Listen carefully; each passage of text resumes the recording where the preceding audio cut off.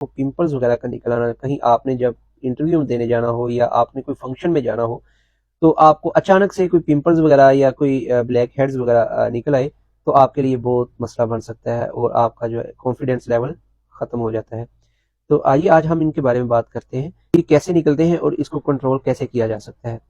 तो सबसे पहले जब हम अडोलिसेंस में एंटर हो रहे होते हैं तो हमारा पीएच लेवल चेंज हो रहा होता है। तो अकॉर्डिंग टू हार्मोन्स चेंज या according to water level in your body, then ये आपको मसला पेश आता है। तो जब आपका गट बैक्टीरिया एक्नी बैक्टीरिया से हैवी होगा तो देन वो फेस कर पाएगा। तो वो आपका गट बैक्टीरिया कैसे हेल्दी हो सकता है, आइए पहले हम इनके बारे में बात करते हैं। सबसे पहले आपका वाटर लेवल इन स्टमक जो होता है वो आपका वो प्रॉपर होना चाहिए। जैसे रिकमेंडेड वाटर लेवल है वो तकरीबन 6 to 8 ग्लास आपके डेली रूटीन में है। तो अगर आपका हाइट में आप ज्यादा हैं या आपका कोई रूटीन वर्क में ऐसा कोई हार्ड वर्क है जिसमें आपका पसीना ज्यादा बहता है या आपको ज्यादा मुशक्कत करना पड़ती है, देन आप जो 8 to 12 ग्लास यानी कि 8 से 12 ग्लास आप डेली में इस्तेमाल कर सकते हैं। इसके अलावा अगर गर्मियां हैं तो उसमें वाटरमेलन जो है, खरबूजा है और तरबूजा है, और जैसे खीरा है, खीरे में आम रूटीन में 1 से 1.5 ग्लास पानी का पाया जाता है। आप साथ में सब्जियों का इस्तेमाल करें, देन आपका गट बैक्टीरिया जो है वो स्ट्रॉन्ग होगा, आपका स्किन का जो बेहतरीन मुहाफिज होगा। सबसे पहले ट्रांजिशन फेस वो क्या होता है, जब 12 to 13 आपकी एज होती है तब ये आपको पिंपल्स निकलना शुरू होते हैं।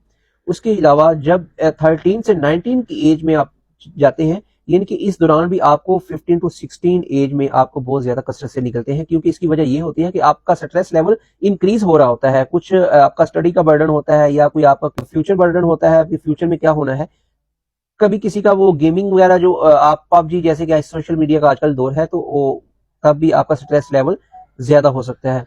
एक्नी का एसिडिक पीएच पे पलता बढ़ता है, क्योंकि जो गट केयर आपका जो गट बैक्टीरिया है वो आपका स्ट्रॉन्ग होना बहुत ही जरूरी है।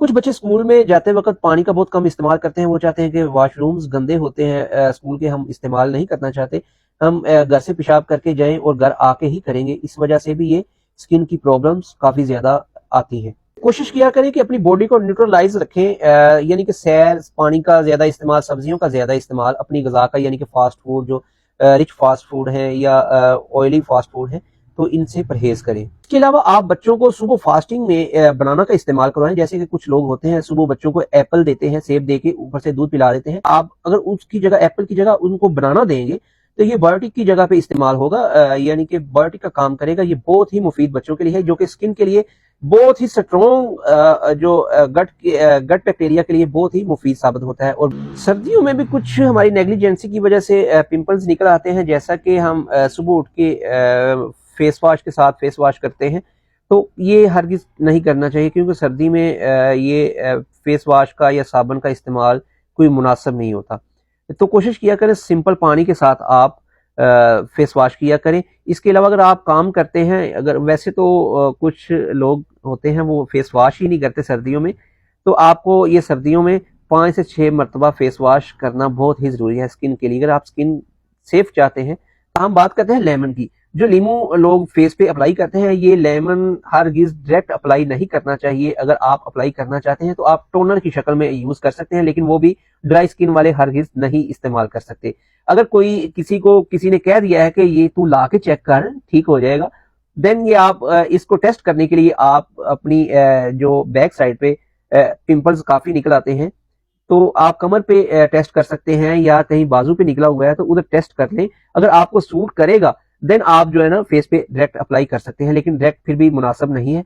डायरेक्ट अप्लाई करने की बजाय आपको 2 स्पून पानी के लें और उसके अंदर 3 से 4 ड्रॉप जो लेमन के डालें। उसके बाद थोड़ा सा एक चुटकी भर सोडा डालें, जो आप जहां आपको पिंपल्स है या आपको कोई ब्लैक हेड्स हैं आप वहां अप्लाई कर दें, तो आपको इंशाल्लाह ये फिर नुकसान नहीं देगा।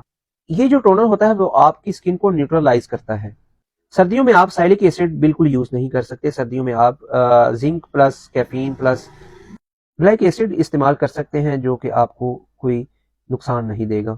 अगर इनके बावजूद भी आपको पिंपल्स वगैरह निकलते हैं तो आप कोई भी किसी भी कंपनी की, अच्छी कंपनी की क्लिंडामाइसिन इस्तेमाल कर लें।